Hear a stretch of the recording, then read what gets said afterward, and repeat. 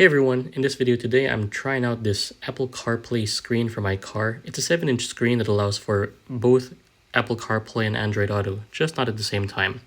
It does have an FM transmitter, an auxiliary port, as well as the suction cup that allows for easy connection to the windshield. So now that I have the mount on the left side of the screen, there is the connections, USB, SD card, AV, as well as the power plug. So power just goes right in. And I'm able to power it up because I have a 12V DC hooked up to it right here. So for CarPlay, I just click on CarPlay, open up Bluetooth on my phone, and then when I find Carabc, I just connect straight to it and then hit pair.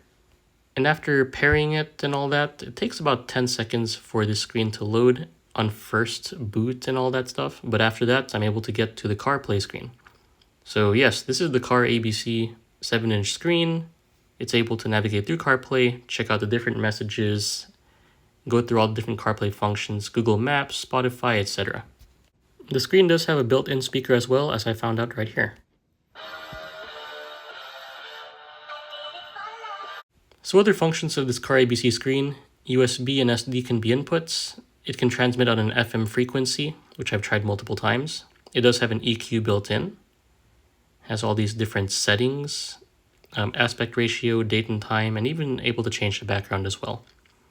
Back here, I can change the brightness of the screen all the way to off and then change the volume too.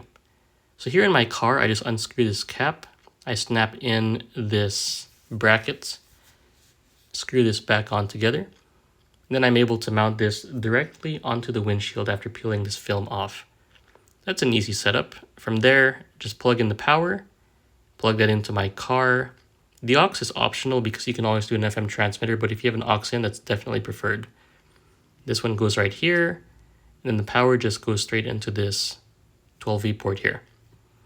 Okay, now it's hooked up to my dashboard, and it does connect quickly to the phone because it already recognizes it from when I set it up inside the house. So that's the CarPlay screen. Now I'm going to try it on a drive. 1.5 miles. Use the right lane to take the exit toward Farm to Market Road 3029 North Precinct Line Road. And that's the audio coming from the speaker.